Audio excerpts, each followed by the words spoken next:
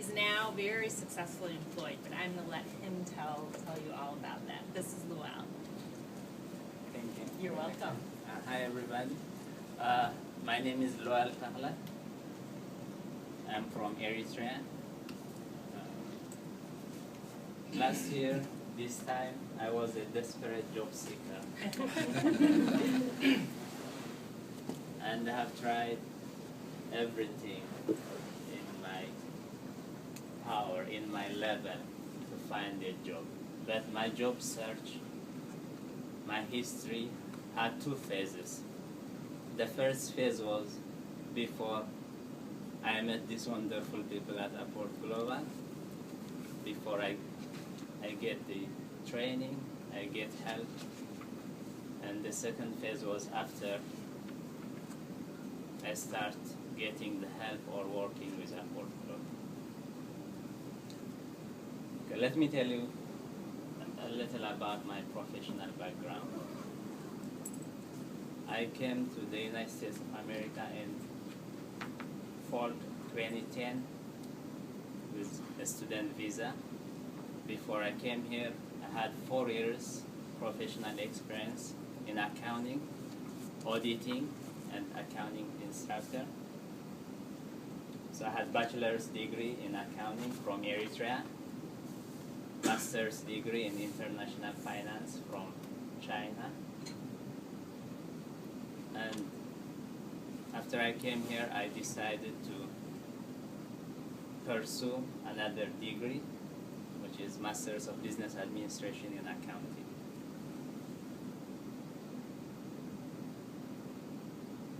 I graduated with my MBA degree in December 2011.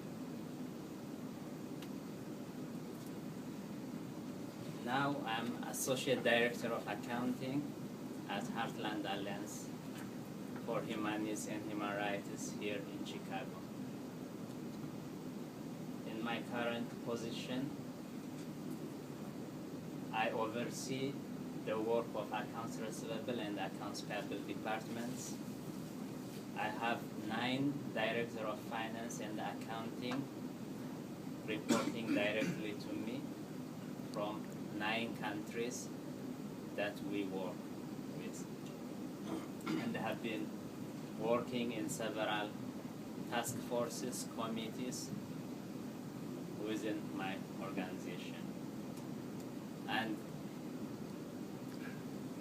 credit to these wonderful people, I am the first one in Heartland Alliance to get promoted within or in less than 1 year employment. I was hired as accounting manager, but now I was promoted to associate director. That's right, you can clap.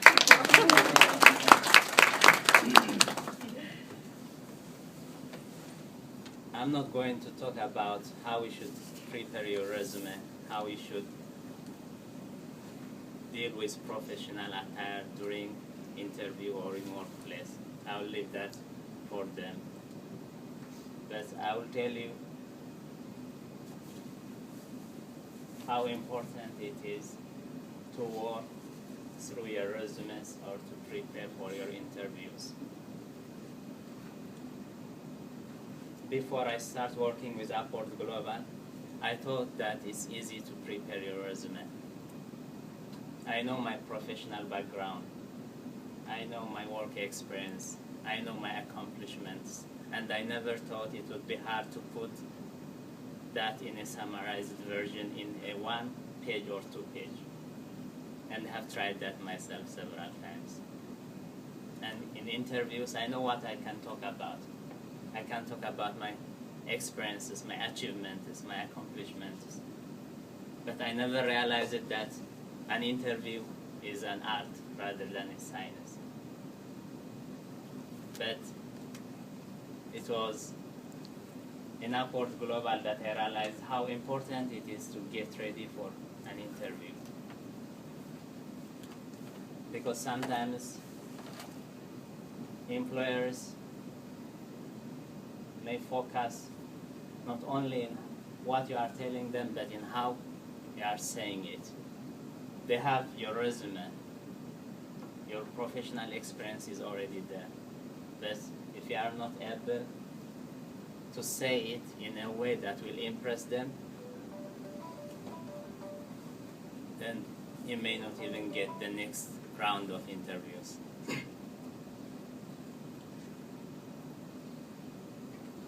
Before I started to get help from Upward Global, I had interviewed with several big companies. I interviewed with Caterpillar, one of the biggest companies. I interviewed with State Farm. I interviewed with Bank of America. I interviewed with Grant Thornton, one of the biggest accounting firms. And in all these interviews, I didn't even get a second round interview. I have 4 years experience in accounting. I had masters in finance, but to my dismay, I was witnessing that colleagues or friends whom I think are less qualified than me were getting second round interviews and were getting offers. And it was hard to realize at that time what I was lacking. I thought it's because I'm an immigrant.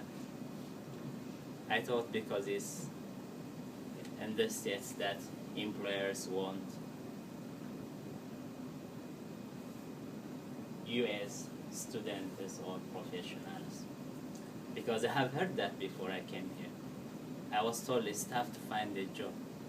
I was told it's tough to be competitive, regardless whether you have master's, bachelor's degree, regardless whether you have good professional experience.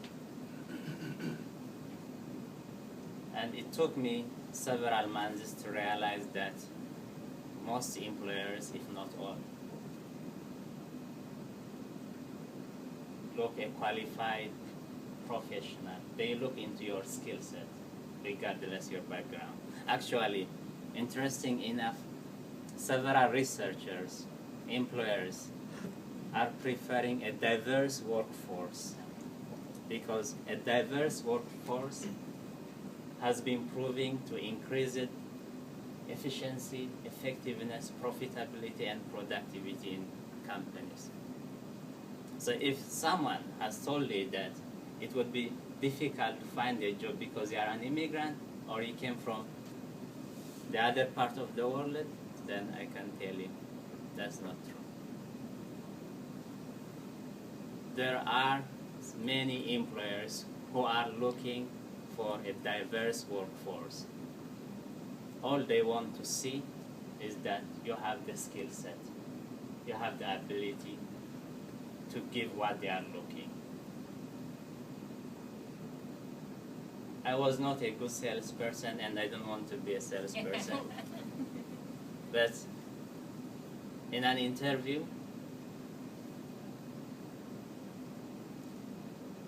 I should realize, or it was that after I realized that I was there to sell myself. The employer is there to buy your skill set and you are there to sell your skill set. And there are no more factors into this equation. A seller and a buyer looking for skill sets to buy and to sell.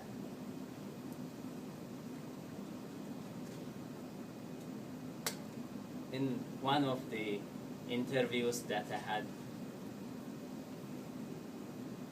I was overambitious. I was asked, where do you see yourself in 5 years? And I said, well, maybe I will be a director of accounting, a controller, or working to become a CFO. But the person who was interviewing me worked in that company for 15 years, and he was the supervisor of accounting department.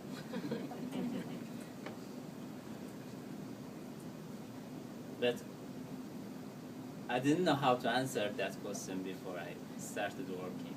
Now, I wouldn't say that. I wouldn't make the same mistake.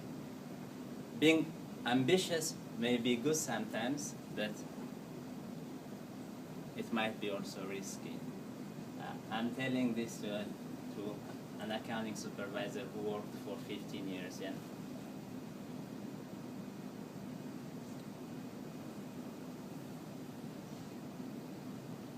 I was asked to tell the achievements that I made in my prior work experience.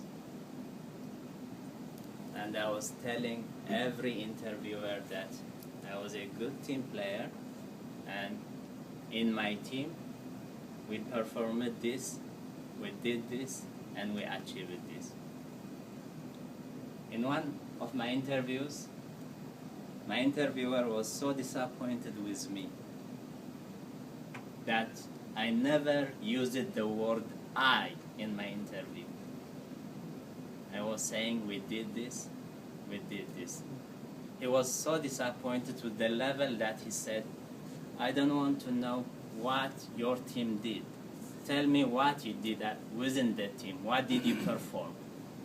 I'm not hiring the entire team.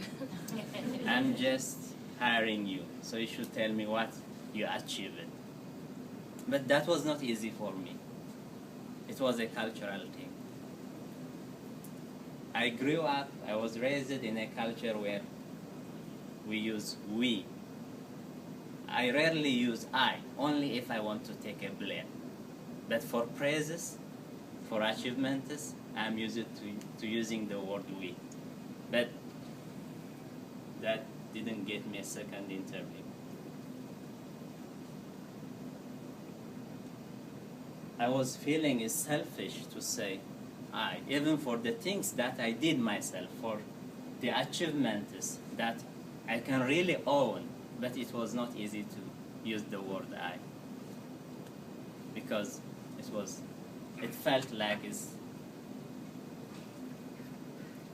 rude or impolite. But after several practices, I started to use the word I. I did this, I achieved this. And it did help.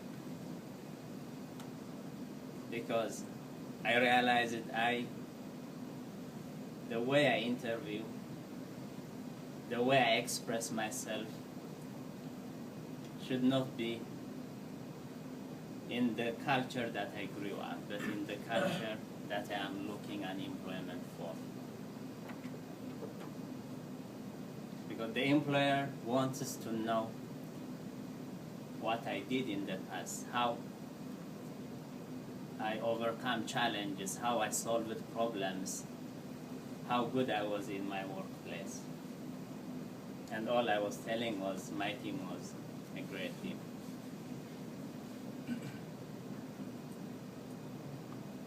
Zoya, Ali, they might remember, especially in the last interview, I practiced it for several hours before my interview, and it was tough for me to use I. For every question that I was practicing, I was using we. I'm not saying there is a problem with using the word we if it's used in the right place, but I was not using it in the right place. So I'm trying to tell you that the interview technique matters. They will tell you with statistics that employers may spend less than 20 seconds reviewing your resume. So the question is, will your resume pass that 20-second scanning test? And if that resume passes that first test, then really impress the hiring manager to call you and find out more about you.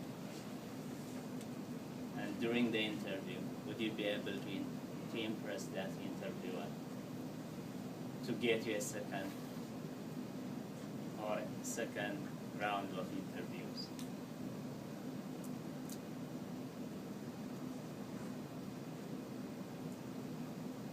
Just like I told you, I never realized that interviewing or job search was a full-time job by itself. But it's not hard. If you are doing it yourself, it's tough. Just like before I was doing it myself. But if you get the help, then it's easy. It's their full-time job to help you get a job. So it's important that you take the opportunity or the help. Let me give you my memory from the interview that I did for this current position. I was in DC after I got the call from Upward Global that there is an opportunity in Heartland Alliance which they think that I can be a good fit.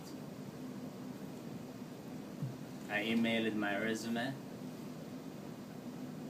I filled the application. I got a call Tuesday evening, and the interview was for Friday morning. I came to Chicago on Thursday, stayed Thursday afternoon in Upward Global office, doing mock interview with Zoya several times.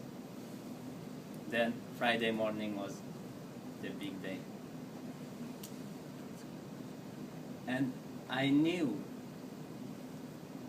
that that interview would be important, and I knew I can impress the interviewer because I have practiced it a lot. Every question, we have seen the position from different angles, from different dimensions.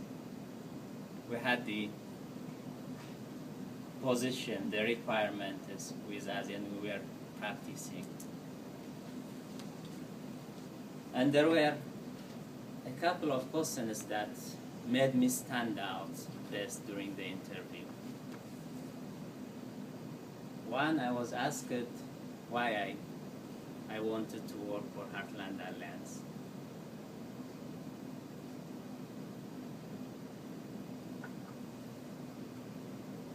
And my answer or my response seemed to impress the interviewer. Heartland Alliance works with immigrants, with refugees, and me being an immigrant, it was an opportunity to advance my professional career and at the same time help other immigrants and refugees. So I was able to make it personal that if I am given the position, that Heartland Alliance will be proud of me. And I think I've kept that promise. Normally, we think that interview is one way. You sit there, the interviewer asks you, and you respond. But I was told, I was trained that there's a two-side. They are interviewing you to see if you are a good match, and you are interviewing them to determine if that place is the right one for you. But most of the time we don't ask good questions because we think that when we go to an interview, we have already decided that that's the job you want, or we might be desperate that we don't want even to ask. All we want to hear is that you get the offer. When can you start, right? But I was ready, I was trained, I practiced it, not only to give the right responses, but also to ask the right questions. And have asked several questions. And my last question was,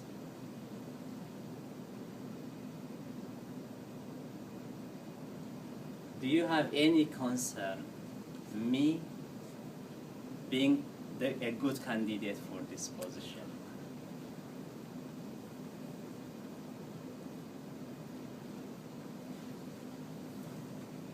I didn't felt that was a right question to ask, but thanks to Doya and everyone here, I practiced that several times the day before the interview. So my interviewer was surprised. You are the first one to ask me this question.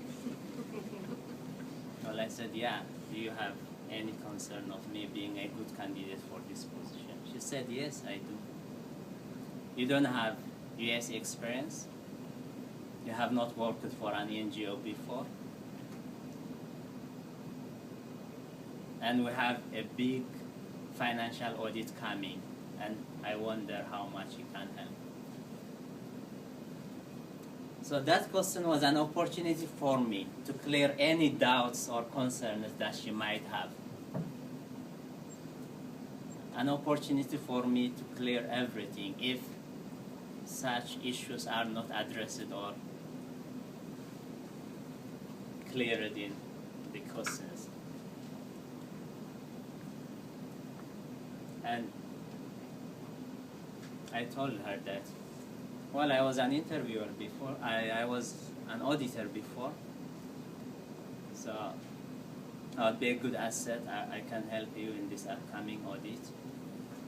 I know how to talk to auditors, I know what auditors look, so I'll be able to help this organization go through this audit.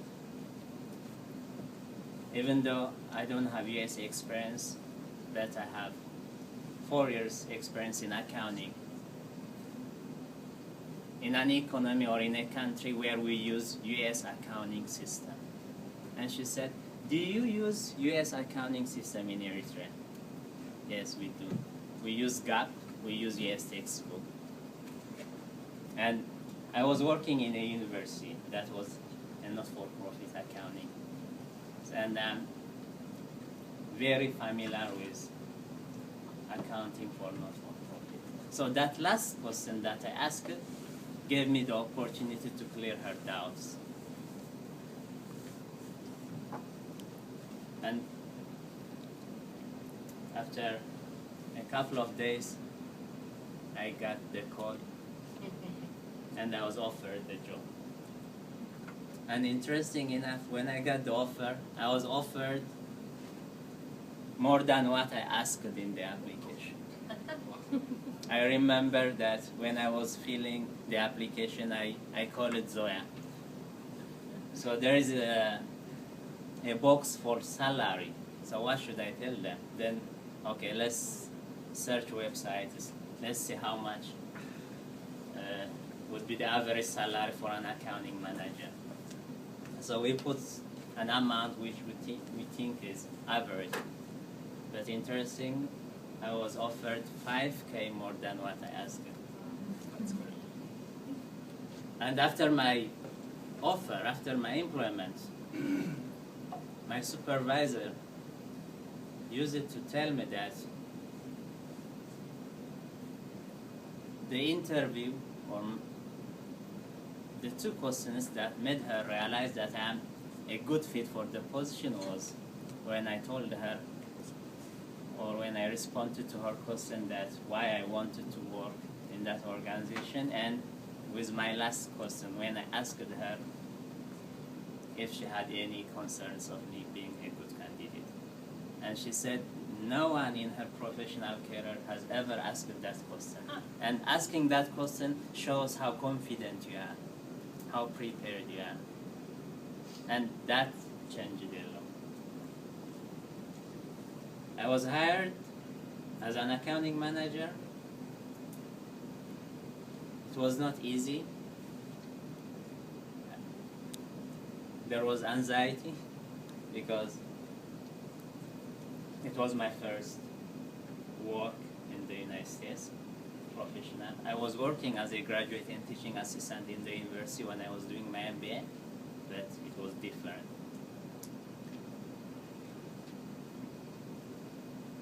And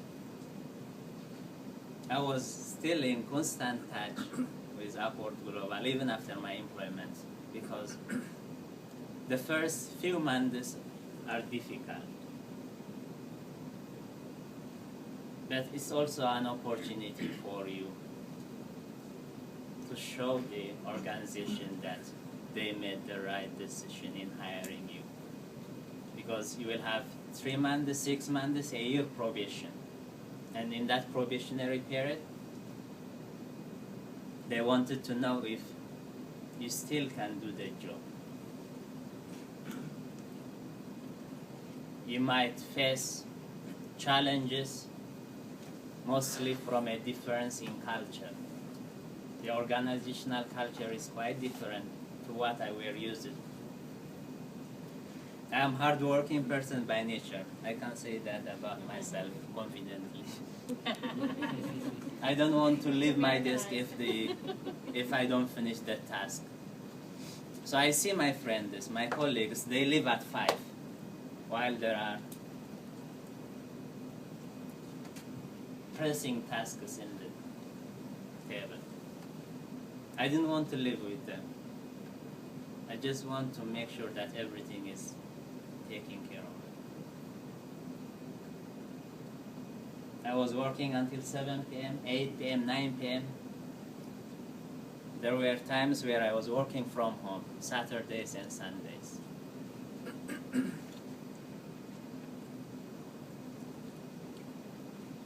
Then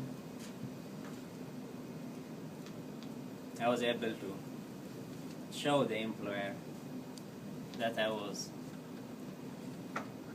a good accountant, a good manager, and a hard-working professional.